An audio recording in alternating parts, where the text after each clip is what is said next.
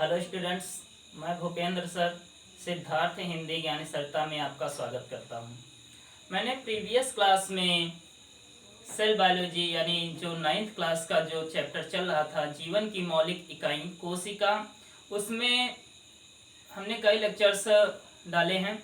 उनमें से जो ये कोशिकांग टॉपिक चल रहा था, उसी कोशिकांग में जो हमारा कोशिकांग नेक्स्ट कोशिकांग है इंडोप्लाज्मिक रेटिकुलम, इसको हम इस वीडियो लेक्चर में डिस्क्राइब करेंगे कि क्या होता है इंडोप्लाज्मिक रेटिकुलम और इसका फंक्शन क्या होता है, इसकी डिस्कवरी किसने की है। तो आइए हम देखते हैं कि इसकी खोज और इसका फंक्शन क्या है। ठीक, तो जो हमारा इंडोप्लाज्मिक रेटिकुलम यानी अंतःप्रद्रव्य जालिका है, तो ये कहाँ पाया जाता है।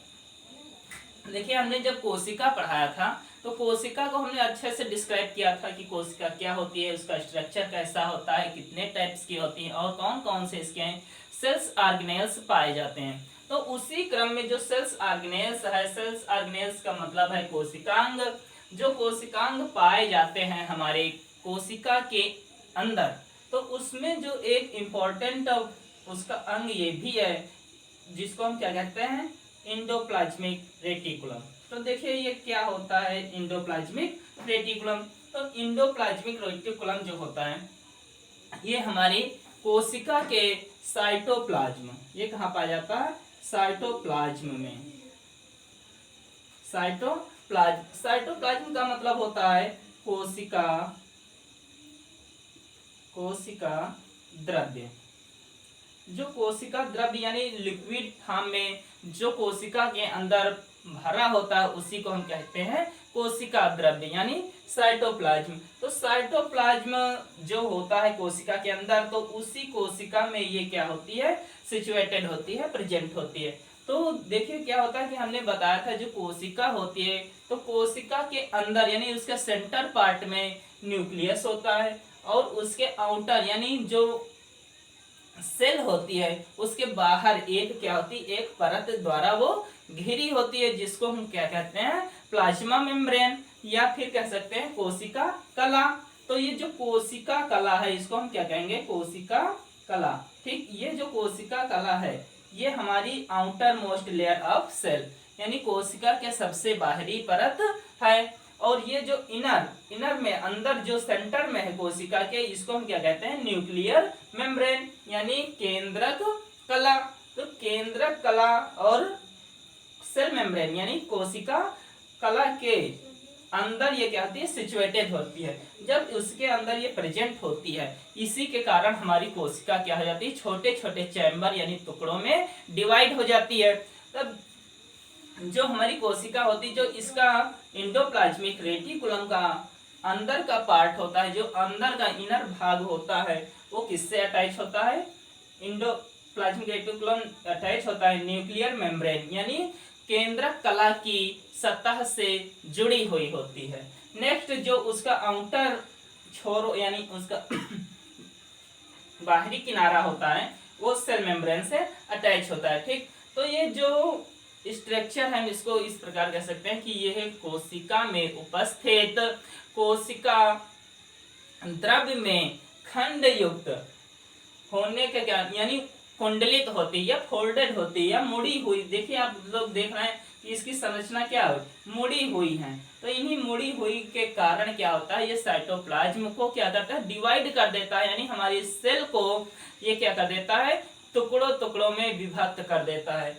ठीक, तो ये जो आउटर मोस्ट लेयर है वो किससे अटैच होती है, सेल मेम्ब्रेन से। ठीक, तो जो हमारी ये इंडोप्लाज्मिक रेटिकुलम है ये दो पार्ट में डिवाइड हो जाती है। कौन कौन से, जो इंडोप्लाज्मिक, और इसको हम बताने से पहले हम बता दें कि इसकी डिस्कवरी किसने की थी। तो जो खोज किया था इंडोप्लाज्मिक रेटिकुलम के वैज्ञानिक का नाम था गार्नर। उन्होंने 1897 में इंडोप्लाज्मिक रेटिकुलम यानी अंतःप्रद्रव्य जालिका, इसको हिंदी में क्या कहते हैं, अंतःप्रद्रव्य जालिका, अंतःप्रद्रव्य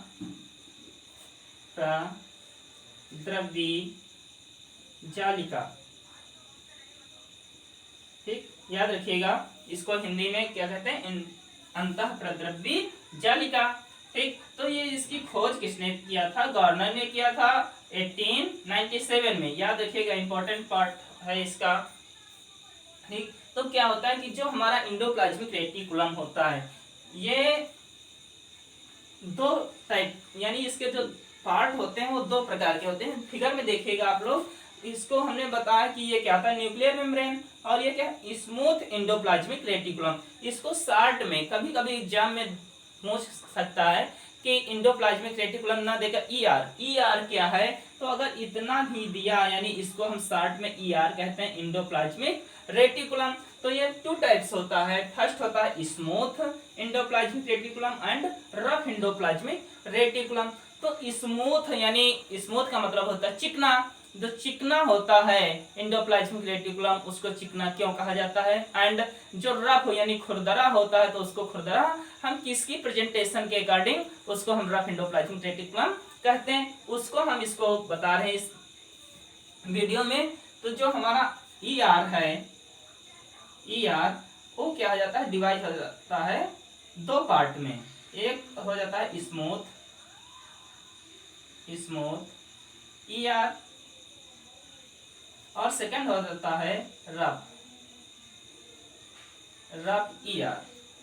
तो जो रफ होता है, ये रफ क्यों हो जाता है? रफ देखिए, हमने जो लिखा है रफ एंडोप्लाज्मिक रेटिकुलम, उसी के नीचे एक हमने नेम और लिखा है, राइबोसोम्स।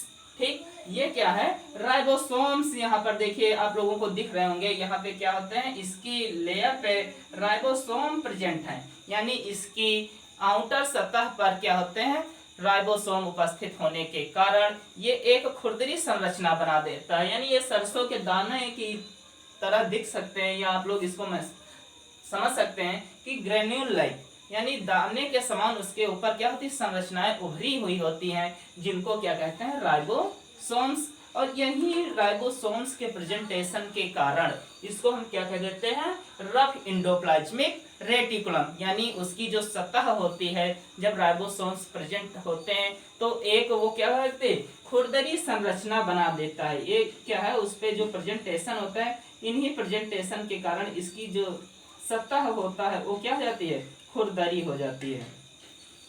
तो ये खुरदरी होने के कारण इसको हम क्या कहते हैं, रफ मीन्स खुरदरा होता है, तो रफ इंडोप्लाज्मिक रेटिकुलम। ठीक, तो इसके ऊपर राइबोसोम उपस्थित होने के कारण ये क्या कहलाती है, रफ इंडोप्लाज्मिक रेटिकुलम। अब देखिए रफ हो गई, तो हम इसको स्मूथ किस बेस पे कहेंगे, तो यही जो राइबोसोम्स होते हैं, जो इनर पार्ट होता है इसका, उस पे क्या होते हैं, ये सिचुएटेड नहीं होते हैं। इन्हीं के कारण हम इसको क्या कहते हैं, स्मूथ। यानी जब उस पे कोई भी ऑर्गेनेल्स या ग्रेन्यूल लाइक स्ट्रक्चर ना ही पाया जाएगा, तो एक वो चिकनी संरचना अपने में रहेगी। तो चिकनी होने के कारण उसको हम क्या कहते हैं, स्मूथ इंडोप्लाज्मिक रेटिकुलम। ठीक, तो अब देखिए ये क्या है, इंडोप्लाज्मिक जो रेटिकुलम है, तो याद रखिएगा टू टाइप्स होता है, एक smooth and rough endoplasmic reticulum. अब नेक्स्ट है, अब हम इसका फंक्शन यानी इसका कार्य क्या है,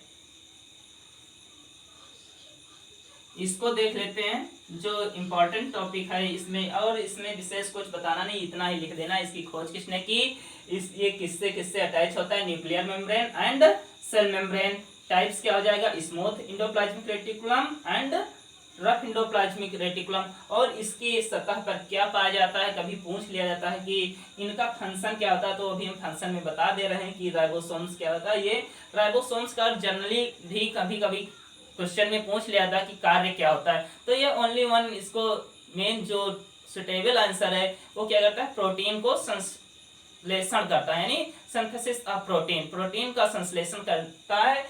इसको हम सेकेंड नाम से, इसको हम प्रोटीन फैक्ट्री के नाम से भी जानते हैं। याद रखिएगा, प्रोटीन फैक्ट्री किसे कहते हैं, अगर क्वेश्चन कभी भी कहीं भी कोई पुटअप कर रहा है तो सीधा सीधा आपको आंसर बता देना है, ribosome is called protein of factory. ठीक, तो इसको हम फंक्शन बता दें, ऑलरेडी लिख दे रहे हैं, उसके बाद आप लोग इसको नोट कर लीजिएगा। ठीक है,